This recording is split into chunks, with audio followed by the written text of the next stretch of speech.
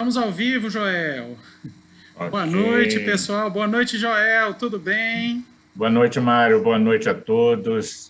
Para a gente fazer algumas reflexões na noite de hoje juntos. Muito bom. Então, vamos chegando aí, né? Já separei a minha garrafinha d'água, né? E acho que já dá para a gente começar, viu, Joel? No meu aqui já são 7h30. Bora lá? Eu vou fazer a leitura preparatória e passo para você. Pronto. Do livro Episódios Diários, Busca Incessante. Uma das formas de ser feliz é buscar a verdade sempre, não estacionando no já conseguido e seguindo além. Não tenhas, porém, a pretensão de obrigar os outros a aceitar o que hajas conquistado. As criaturas estacionam e progridem em faixas de valores diferentes, não podendo ser padronizadas mediante a mesma escala. Além disso, a verdade absoluta não será conseguida pelo homem finito. Assim, ela se apresenta com muitos matizes, ou com matizes variados que atendem aos diversos graus da evolução humana, sem imposições constrangedoras. Conquista sem humilhar, submete sem ferir, domina libertando. Quem a encontra modifica-se inteiramente, alterando para melhor o padrão do comportamento. Livre com ela, faz-se mais sábio e paciente, apaziguado e feliz. Como não gostas que te cessei a faculdade de pensar e elegir o que te parece melhor, não te imponhas nem as tuas aquisições intelectos morais a ninguém. Através do exemplo, leciona a verdade, nunca revidando mal por mal, desculpando a ignorância e esquecendo toda ofensa. Com uma visão mais clara e perfeita da vida, entendes melhor os homens e suas debilidades, sendo paciente com eles e conquistando-os para o clima de bem-estar que desfrutas. O sábio não é aquele que conhece, mas quem aplica o conhecimento na vivência diária. A verdade é a manifestação de Deus, que a pouco e pouco o homem penetra. Por isso, ensinou Jesus que todos buscássemos a verdade, pois que ela, expressando o amor em plenitude, liberta e torna feliz o ser. Com você, mano. O capítulo que a gente escolheu é o capítulo 6, o Cristo Consolador, e esse capítulo tem as mensagens de Kardec e 4 mensagens do Espírito de Verdade, e nós escolhemos algumas para a gente comentar aqui. Então, são alguns trechinhos. O primeiro é o item 6, que diz o seguinte: venho instruir e consolar os pobres deserdados. Venho dizer-lhes que elevem a sua resignação ao nível de suas provas, que chorem por quanto a dor foi sagrada no jardim das oliveiras, mas que esperem, pois que também a eles os anjos consoladores lhes virão enxugar as lágrimas. Obreiros, traçai o vosso sulco, recomeçai no dia seguinte o afanoso labor da véspera. O trabalho das vossas mãos vos fornece aos corpos o pão terrestre. Vossas almas, porém, não estão esquecidas, e eu, o jardineiro divino, as cultivo no silêncio dos vossos pensamentos. Esse trechinho eu achei interessante, que ele chama atenção, Jesus chama atenção para a gente da resignação ao nível das nossas provas. O que significa resignação? Resignação, se a gente for ver o significado da palavra, ela diz dar uma nova interpretação ou dar um novo significado ao que se vive. Então, dar um novo significado, uma nova interpretação aos acontecimentos da vida. Dar um novo significado e uma nova função para as dificuldades que a gente enfrenta.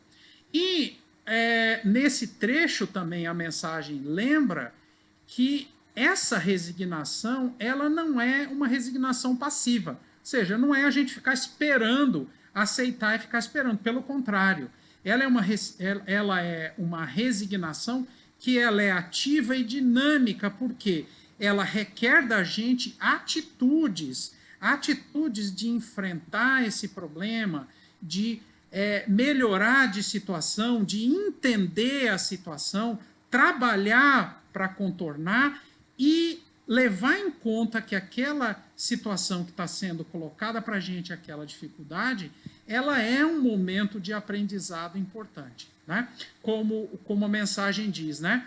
Obreiros, traçai o vosso suco, recomeçai no dia seguinte o afanoso labor da véspera, ou seja, não é para a gente ficar parado esperando, né? Porque a melhoria ou a melhora que a gente vai ter aqui nesse mundo encarnado e para o nosso trabalho de evolução depende da nossa atitude. Então, é uma coisa dinâmica, então é uma resignação dinâmica. E o outro item, é o comecinho do item 7, diz o seguinte, que é a terceira mensagem, na verdade, do Espírito de Verdade. Começa no item 5, aí o item 6, que a gente lê um trechinho, o comecinho do item 7, que diz o seguinte: sou o grande médico das almas, e venho trazer-vos o remédio que vos há de curar. Os fracos, os sofredores, os enfermos são os meus filhos prediletos. Venho salvá-los. Vinde, pois, a mim, vós que sofreis, e vos achais oprimidos, e sereis aliviados e consolados. Não busqueis alhures a força e a consolação, pois que o mundo é impotente para dá-las. Deus dirige um supremo apelo aos vossos corações por meio do Espiritismo. E pulando um pouquinho, aí essa mensagem desenvolve, mas mais pro finalzinho tem um trecho que eu acho que é legal, que ele diz o seguinte, que no futuro, humildes e submissos ao Criador, pratiqueis a sua lei divina, amai e orai, sede dóceis aos Espíritos do Senhor, invocai-o no fundo de vossos corações. Então, a mensagem aí, ela lembra alguns aspectos importantes. Primeiro, que Jesus é o grande médico de almas, né? E a mensagem diz, qual é o remédio? Como um bom médico, ele traz propostas de remédio. Quais são os remédios que ele traz? As leis morais, ou as leis de Deus, de um modo geral, né? O entendimento das leis de Deus é que nos faz ir nos melhorando. Porque o mal que a gente faz, na verdade, é a nossa incompreensão do verdadeiro significado das leis de Deus. Então, o grande remédio é esse, né? O grande médico, que é Jesus, nos lembra principalmente do remédio às leis morais que curam todas as enfermidades da alma. E aí, é importante a gente lembrar que as infelicidades que a gente passa, a humanidade passa, na verdade, é um resultado da nossa própria inferioridade moral, exatamente por não entender, desconhecer ou às vezes não ter a compreensão completa de quais são essas leis de Deus. E aí a mensagem lembra, não adianta a gente procurar no mundo encarnado, que é um mundo que valoriza o quê? Orgulho, vaidade, coisas terrenas, a gente não vai achar aqui esse remédio, né? Então, que na verdade a gente tem que ir em busca e aceitar o remédio que é proposto por Jesus. Mas a gente não só tem que conhecer o remédio, mas a gente tem que seguir a prescrição direitinho, né? Tem que tomar. E o que significa isso? É um trabalho, é um esforço constante para a gente se melhorar, né? E aí é interessante que, se a gente vai lendo o resto da mensagem, né, e outros trechos também, a gente vai perceber, a mensagem diz que, à medida que a gente vai caminhando, a gente percebe virtudes crescendo lentamente dentro da gente. A gente percebe que vai se melhorando aos poucos. E, às vezes, aquelas grandes dificuldades que a gente tinha, elas passam a ter um pouco menos de importância Não está dizendo que vai sumir, porque é importante lembrar que essas dificuldades que a gente tem aqui, elas são oportunidades importantes exatamente para a gente treinar todo esse aprendizado, né? Então, mas é um trabalho para a gente ir fazendo, para ir se corrigindo. E no item 8, tem um trechinho aqui já para ir indo aqui para o final, senão só eu falo, né, Joel? Vai lá. Tem no item 8, que é a última mensagem, né? Deixa eu ver, isso é a quarta mensagem, é o item 8, tem um trechinho que eu achei interessante também, que diz assim: a abnegação e o devotamento são uma prece contínua e encerram um ensinamento profundo. A sabedoria humana reside nessas duas palavras. Veja que a mensagem do Espírito de verdade, que é o próprio Jesus, né, diz que é a abnegação e o devotamento. Devotamento é dedicação, é uma qualidade de quem se dedica a alguém ou a alguma coisa, a um projeto, a algo, né? Então, nesse caso, é um devotamento, ou é a dedicação ao nosso processo de melhoramento, né? Então, significa entrega, significa sacrifício, significa manifestação de amor, apreço, consideração. Isso que significa a palavra devotamento. Abnegação, primeiro que é uma ação, né? É uma ação caracterizada pelo desprendimento e o altruísmo. Então, se a gente vai buscar o significado dessas coisas nos dicionários por aí, é isso aí, né? Um desprendimento e altruísmo, em que a gente vai superar, então, o nosso egoísmo, né? Vai superar as nossas vaidades, o nosso orgulho, nos colocando a benefício das pessoas à nossa volta, de uma causa, de um princípio, assim por diante. E é interessante porque, se a gente olha um outro significado de abnegação, é um sacrifício voluntário dos nossos próprios desejos. Então, por que Jesus lembra na mensagem a abnegação e o devotamento?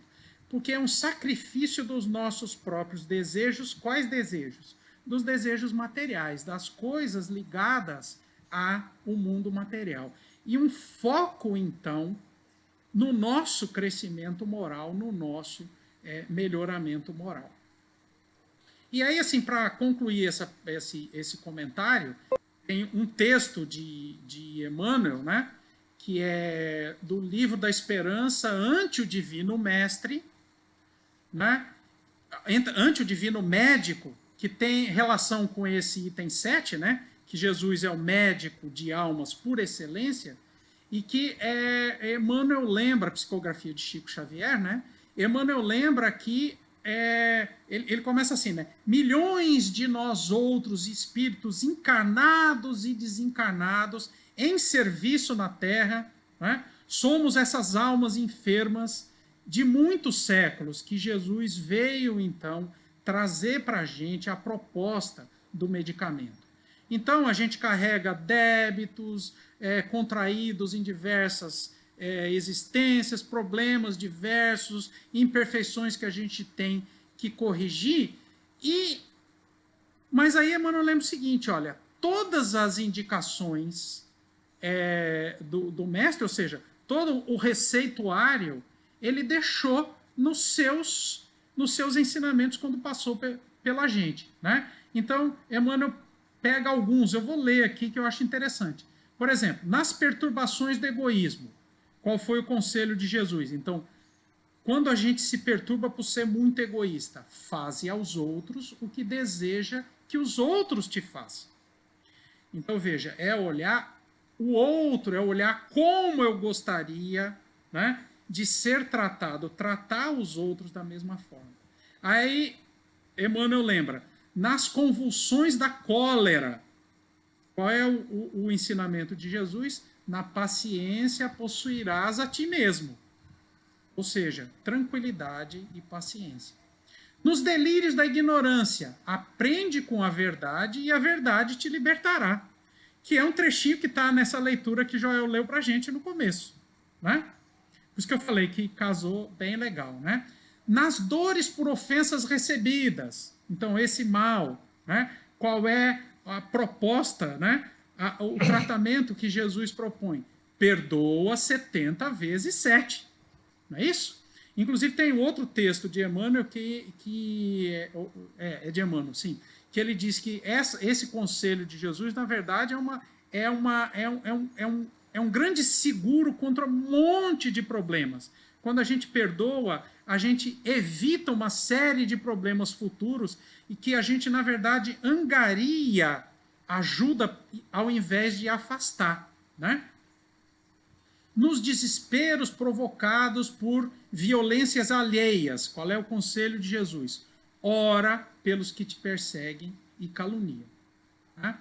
Então, só para citar alguns, né, que está lá nesse trecho, é interessante, mas aí Emmanuel termina, e eu também vou terminar, vai passar para Joel, lembrando que, apesar de Jesus ter vindo, proposto o remédio para a gente, né, e não é pelo fato dele ser Jesus que isso vai resolver o nosso problema, porque Emmanuel diz o seguinte, ó, nosso Senhor Jesus Cristo não pode salvar o doente, nem auxiliá-lo de todo se o doente persiste em fugir do remédio.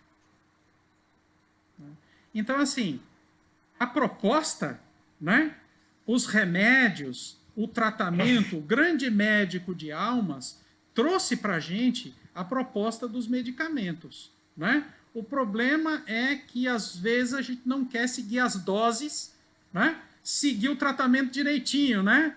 Né, Joel? Tome antibiótico 7 dias, tantas vezes. Não, aí deu 2, 3 dias, a gente para. Não é isso? Então, a gente fala um pouquinho e acha, não, já fiz, né? Então, esse é o problema. Então, aí Emmanuel lembra, olha, nem Jesus consegue salvar se a gente não faz a nossa parte. E aí isso está conectado com o que está lá em cima no texto, porque todo o processo ele é dinâmico, depende fundamentalmente da nossa ação. Sem a nossa ação, vai ser difícil. Nós temos uma parte importante no nosso próprio melhoramento. Eu acho que para mim, esses trechos desse capítulo são muito interessantes, porque traz esse chamamento e casa muito bem com esse texto de Emmanuel, né? Que é lembrando que a medicação está aí, é só a gente querer seguir direitinho. Né? Pronto, Joel, é com você agora, passo a bola. Ok, Mário, muito bem. O remédio é amargo, né, Mário? Não é fácil. Mas, às vezes, a gente precisa tomar, né? Você estava fazendo aí as reflexões, as leituras, eu me lembrei aqui de um detalhe. Esse item 8 mesmo, pelo menos umas 2 vezes aqui, o Espírito de Verdade fala da humildade, da importância, né? Deus consola os humildes. Sim. Né? E ressaltando os deveres que a caridade e a humildade vos impõem. Eu me lembrava daquele capítulo lá do livro Pensamento e Vida, né? Humildade. Humildade, como sim. tem a ver com a saúde e com a vida, né? E aí a gente remete vocês que estão nos escutando também para essa leitura complementar do livro O Pensamento e Vida de Emmanuel, no capítulo Humildade. Não me recordo agora o número dele, mas o título é esse, Humildade. E vocês vão ver como a questão da humildade tem a ver com a questão da saúde, consequentemente da vida. E onde a gente poderia imaginar que a falta de humildade pode nos adoecer. Então, a gente vai ver que nessas leituras feitas, o foco principal é este, né? Agora, humildade para quê? Para a gente reconhecer que acima de nós tem um poder maior soberano que é Deus, não é? E Jesus foi, digamos, o maior representante que ele deu à Terra para poder nos servir, como diz os Espíritos, de guia e modelo, né? E gostaríamos também, uma outra curiosidade, não é, Mário? Lembrar aí ao pessoal, né? Que esse capítulo, Cristo Consolador, onde tem essas várias mensagens que você pontuou, que está assinada pelo Espírito de Verdade, onde esse Espírito de Verdade é o próprio Jesus, tá? conforme o próprio Kardec coloca lá em um livro dos médios. Do livro dos médios, isso. Tá bom? De que esse espírito de verdade era o guia espiritual direto, digamos assim, dele, Allan Kardec, o próprio Jesus. Então, quando a gente pensa no tema Jesus, fonte de bênçãos e de vida, né? A de vida, acho que já ficou aí também bem claro com essa questão da abordagem sobre a importância que ele tem para nos favorecer com a saúde, já que ele é o médico das nossas almas, né? Então, a mensagem de Emmanuel, quando fala que todos nós, almas enfermas, que todos nós somos, de uma certa forma, por raríssimas exceções, doentes da alma, porque, conforme ensina a doutrina espírita, nós somos jornadeiros no caminho da evolução. Almas imortais, né? Estamos de reencarnação em reencarnação, realizando esse trabalho de progresso, de evolução intelecto-moral. E nessas idas e vindas, normalmente, em função do uso do nosso livre-arbítrio, vamos nos comprometendo pelo caminho, né? E vamos criando o que Emmanuel chama lá no livro Pensamento e Vida, né? Enquistamentos que vão nos tornar adoentados. Tá? E como, então, recuperar a saúde, recuperar a vida? Aí a gente lembra Jesus, né? Quando ele próprio afirma categoricamente: eu sou o caminho da verdade e da vida. Né? Então, a verdade que liberta, né? O caminho da verdade e da vida. Por que vida? E aí a gente lembra de um outro momento, que está lá no Evangelho, quando ele despacha os discípulos para que pudessem ir até a cidade buscar mantimentos, né, Mário? Uhum. E ele fica ali na sombra daquele poço na Samaria, como se estivesse esperando alguém. Né? E aí vem aquela mulher, que é conhecida a passagem do Evangelho, a mulher samaritana, que nós não vamos narrá-la aqui, mas apenas para ressaltar, né, que ele faz a provocação do diálogo para poder mostrar para ela que ele trazia consigo essa fonte de água viva. Porque ele provoca a mulher, né, que reconhece nele sendo judeu, e ela é uma samaritana, né? Dá-me o que beber. Mas tu, judeu, pedindo a uma samaritana o que beber, o que é isso? Tal. E ele redaga: se tu soubesses quem é que te pede de beber, você pediria a ele, né, da água que ele tem para te oferecer. E a mulher ainda fica pensando que ele está falando da água H2O. Né? Como é que você vai tirar água do poço? O poço é fundo, você não tem corda, não tem balde e tal. Coitada, não é dessa água que eu estou falando, não, minha filha. Né? Então, ela, quando percebe, cai em si que ele era um profeta e tudo mais, e tal, dá-me, então, dessa água que eu quero bebê-la, para nunca mais ter sede. Então, Jesus é essa fonte de água viva, né? No sentido simbólico de que esta água que ele nos oferece, você já deu aí umas pinceladas, né? Representada nas soberanas leis que regem a vida, estudada por Kardec nas leis morais, lá do Livro dos Espíritos e no Evangelho segundo o Espiritismo, né? Que quando a nossa consciência se orienta por elas, nós estamos dentro desta fonte. Quando nós saímos dela, nós temos sede. E em algum momento da nossa jornada evolutiva, a gente vai sentir a necessidade de voltar para poder beber dessa água.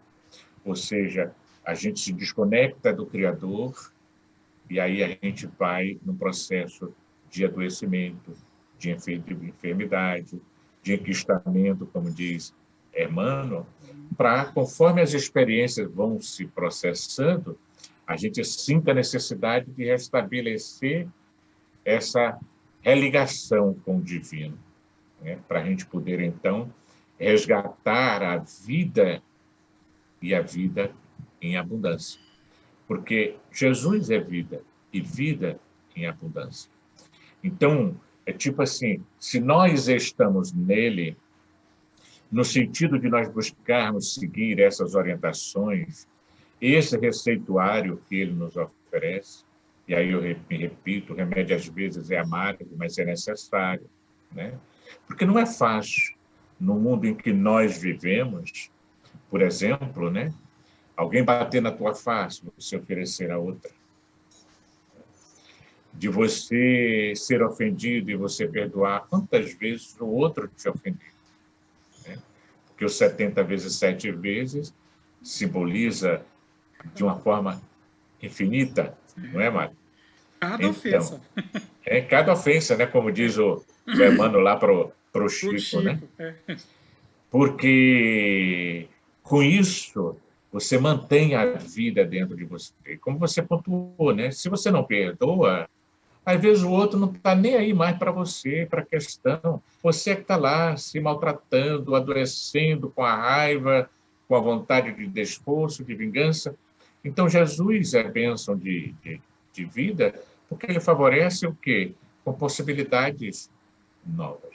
Onde perdoar não é porque é bom para o outro apenas. Primeiro, é bom para você. Parece até egoístico. De uma certa forma, é. Tá? Para você ficar bem.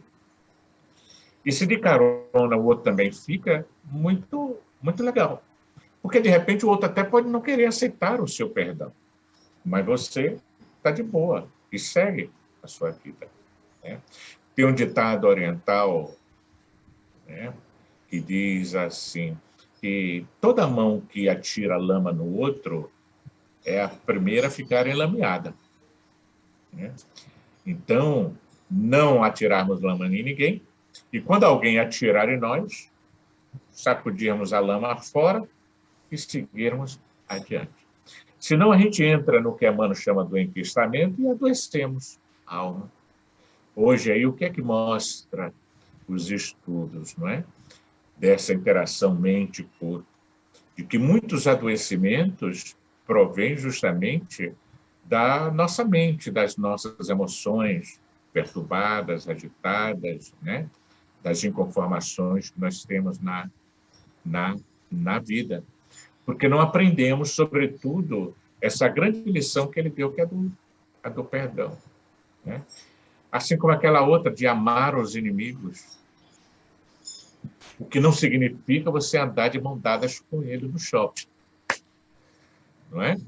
Mas amar é você não ter ódio no seu coração. Porque é a metáfora aí da lama. Se você nutre ódio, o primeiro a ficar enlameado vai ser você. Você pode até alcançar o outro. Então, pensando sobre o tema, me veio essa questão, né? Por que Jesus é fonte de bênção e de vida? Então, por tudo isso que a gente está aqui enumerando junto com vocês e para vocês. E aí, por isso, resolvemos trazer essas reflexões do Cristo, o Consolador, porque ele consola, de fato, mas não só consola, ele também esclarece. Por isso, a mensagem inicial que o Mário leu, né, o item 6, venho instruir e consolar. Olha os dois grandes mandamentos, né, que ele próprio dá, né? Amai-vos e instruí-vos. O amor o primeiro, né? Porque, na essência, amar a Deus sobre todas as coisas e o próximo como a si mesmo. E a instrução, que é a busca do conhecimento da verdade para que a verdade possa, então, nos libertar. Por quê? Porque quando você conhece essa dinâmica de que não deve guardar rancor, não deve guardar ódio, não deve buscar não ter ressentimentos e mágoas e por aí vai, né? É, na verdade, o quê? É você conhecer que isso, em primeira mão, vai fazer mal primeiro a você. Repito, pode até alcançar o outro, mas primeiro alcança a você mesmo. Então, quando nós nutrimos pensamentos e sentimentos de amorosidade, de compaixão, de misericórdia, isso nos favorece com a saúde, com a vida, né? Por isso ele é o nosso médico divino, ou como alguns outros também querem, o nosso divino terapeuta, porque vem nos orientar, né, no caminho para que a gente tenha vida e vida em abundância. Por isso ele vai colocar também, né, que o fardo dele não é pesado, né? O jugo também é leve, porque se trata apenas de você cumprir as soberanas leis que regem as nossas vidas. Agora, como sempre, a proposta de Jesus, né, Mário, é sempre desafiadora, Sim. porque é tipo assim, ele não pede pouco, ele pede muito, né? Mas se você souber o que ele está pedindo e, de fato, querer, você vai ter essa vida. E aí entra aquela questão de que ele fala para nosso espírito, ele não fala para o nosso corpo, né? Ele fala para a alma, que é um ser imortal que habita em nós. E quando nós assimilamos isso, nós temos, então, a capacidade, mesmo o remédio sendo amargo, nós tomá-lo, porque a gente vai obter cura, né? Então, quando se fala aqui de cura, mas você vai curar o quê? O corpo? Isso é efêmero, isso é o mínimo, né? Porque, às vezes, você pode estar numa saúde de ferro, fisicamente falando, mas profundamente adoecido na alma, não é? E, às vezes, você pode estar super adoecido no corpo, no que diz respeito às enfermidades físicas, mas com uma saúde robusta na alma. Sim. E a gente vê, né, Mário, quantas pessoas, às vezes, com problemas de saúde sérios e tal, e sorri para a vida, alegre, anima todo mundo, e outros têm tudo para serem felizes, mas não o são porque não tem Jesus no coração. Não trouxe ele para a sua vida. E não consegue justamente o quê? Se desfazer das maiores chagas que os espíritos colocam, né, da humanidade, que é o orgulho e o egoísmo. Portanto, não tem humildade. Então, a gente, quando tem essa percepção dessa realidade, fica mais fácil a gente olhar a vida dentro dessa perspectiva, né, de que nós somos espíritos e que tudo que ocorre aqui nessa vida tem um caráter transitório, simplesmente transitório. Eu sei que não é fácil, é desafiador, né? Porque onde você quer estar o melhor possível. Sim. É o que os Espíritos dizem lá no Livro dos Espíritos. Ok.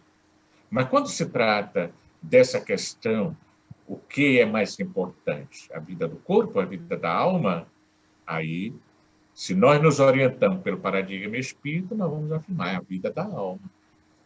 Então, a doença, às vezes, é o nosso karma, é uma expiação, é uma provação, não importa.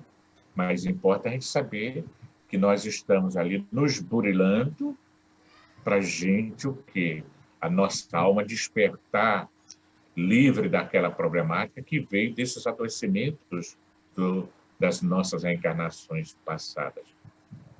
Porque tudo que nós vivenciamos ou é um resultado desse ontem, onde nós nos equivocamos, ou é um resultado do contexto no qual nós estamos inseridos, das necessidades evolutivas do presente momento. Olha o exemplo magnífico aí do Divaldo, né, com 93 anos de idade, se submetendo aí a mais de 5 horas de cirurgia, de nervo ciático, né, onde ele padecia dores excruciantes, como ele próprio relata, mas porque ele aceita a receita dada por Jesus, o remédio amargo, né?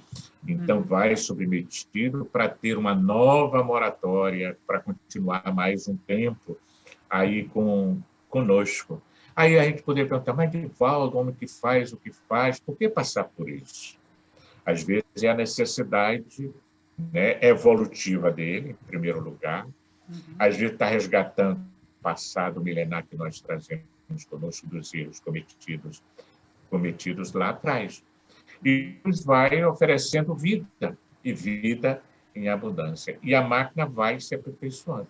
Olha, o próprio Chico também foi hospitalizado, passou por enfermidades, né? Por problemas, e foi indo, até os 92, se não me engano. A quê? Porque tinha essa vida que era dada por Jesus, onde o corpo, mesmo trôpego, mesmo enfermo, com pequenos defeitos ou grandes defeitos, mas se você traz Jesus no coração, ele que é esse Consolador prometido, né? Então a gente tem essa bênção de vida em abundância conosco, independente das circunstâncias materiais em que nós nos encontremos. A mim sempre impressionou, desde o tempo de juventude, quando lia os romances de Emmanuel, Paulo Estevam, há 2000 anos, por aí vai, mas principalmente há 2000 anos, né? Que é onde começa essa jornada romanesca de Emmanuel, onde mostra ali aquele sacrifício dos primeiros cristãos. Como é que o pessoal ia para dar a vida física cantando, sorrindo, como quem não estava dando absolutamente nada. Alguns poderiam chamar de fanatismo, não é fé. Era acreditar naquilo que o Mestre tinha prometido, que era o reino dos céus. Então, quando você tem essa fé robusta, né, em Jesus, você faz a entrega para que ele lhe retribua na forma de bênção de vida nesse sentido. Se vem a saúde física, beleza, mas mesmo sem ela, a vida vai estar presente dentro de você. Algum comentário aí, Mário? Diga aí. Então, você estava fazendo... me lembrei de várias coisas, né? Uma delas é a história de Peixotinho, né? Que eu estava lendo recentemente aí uns depoimentos, que falava que ele era muito doente, né? Isso. E aí os amigos falavam, tem um médium tal que cura... E aí o comentário dele, ele falava para as filhas, né? Foi um depoimento das filhas. Eles não sabem que, na verdade, eu preciso disso. Isso faz parte do pacote. Eu preciso, tem que estar aqui, porque é o meu, digamos, é o meu instrumento, né, de melhoramento, é isso aqui. E aí, assim, né? O que significa saúde? Né? Às vezes a gente tem uma grande dificuldade. E por que eu acho que o Espiritismo é muito consolador? Porque às vezes a dificuldade não some, mas só o fato da gente entendê-la, entender o significado, a importância, como é que ela se encaixa nesse grande panorama da nossa vida imortal, a gente já fala, opa, beleza, então eu vou encará-la de forma diferente. É isso que a mensagem de Jesus, né, uma delas fala, a resignação, entendendo a função. Né? Eu me lembrei também do próprio Chico, né? Que uma vez ele estava com uma viagem marcada para os Estados Unidos, acho que com o Valdo Vieira, e aí houve uma visita, um encontro dele com o José Arigó. O Arigó recebia o Dr. Fritz, né, que fazia aquelas cirurgias maravilhosas, que desafiava a medicina de então, né?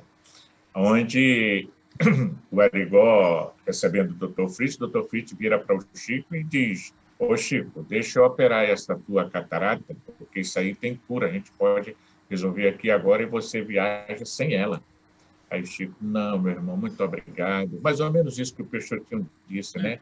Deixa ela aqui, porque se ela está aqui tem uma razão de ser. Faz parte do pacote. Com ela aqui, eu já conheço, já estou assim com ela. Aí você tira ela daqui, o problema vai para outro canto. Aí eu vou começar tudo de novo. Olha que sabedoria, né? Agora, se fosse nós, o que é que ocorre? Ô, meu filho, cura aqui, vai agora. A nossa visão estreitinha, né? Exatamente. Então, Mário, o horário está chegando, né? A gente vai Isso. ter que ficar por aqui. Mas essa, gente, era a mensagem breve que nós queríamos trazer para vocês, relacionada a esse tema, Jesus como fonte de bênção e de vida. Ele todo, nos seus ditos e nos seus feitos, representa, portanto, para nós, essa maravilha de vida, né, que nós tanto, digamos assim, almejamos ter. Tá? Então, dessa forma, é que nós nos preparando aqui para a gente finalizar, nós gostaríamos de fazê-lo antes da prece final, que eu vou passar aí para Mário fazer. Tá certo, Mário? Eu sei que eu combinamos de eu fazer, mas eu vou ler aqui a mensagem e você complementa com a prece. Lá Maria Dolores, que diz assim, alimento e vida. E ela vai dizer, disse Jesus na terra, eu sou o pão da vida. E ansiando seguir os passos do Senhor, quis ser, de minha parte, a migalha sem nome, de algo que alimentasse a estranha fome dos que morrem no mundo, a carência de amor. Indaguei do mentor que me assistia, quanto à ideia de que me via presa, e ele apenas me disse, se procuras nutrir o coração das criaturas, ouve as informações da natureza. Interroguei a terra, e a terra falou calma. Para a mansão dos seres que acalanto, preciso tolerar enxadas e tratores e abrir-me em golpes dilaceradores sem que ninguém me veja o sofrimento. Velho tronco explicou-me, vivo ao tempo, trabalhando sem perda de minutos, renovo o ar, produzo fartamente, mas padeço agressões de minha gente sem que eu possa contar meus próprios frutos. Entrevistando o trigo, hei-lo a dizer-me, devo entregar-me sem explicação, a mó que me constringe e me tritura, fazendo-me farinha clara e pura, que assegure na mesa o júbilo do pão. Em tudo, achei no alento para a vida o extremo sacrifício em constante processo, planta gemendo em todos os instantes, e óleo a queimar-me em máquinas gigantes, sustentando a energia do progresso. Reconheci, então, ser preciso esquecer-me, apagar-me ao servir, alegar-me na dor, aprender humildade, a parar sem barulho e despojar-me, enfim, de todo o humano orgulho para ser luz e paz, auxílio e amor. Com você, Mário.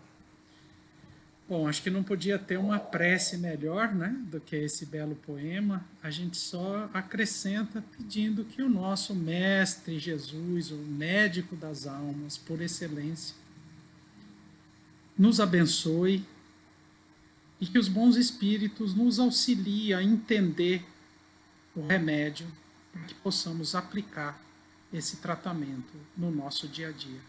Fique conosco, amigo Jesus, e nos abençoa hoje e sempre. Assim seja. Até a próxima, pessoal. Boa noite, pessoal. Até mais, então. Até uma próxima. Tchau.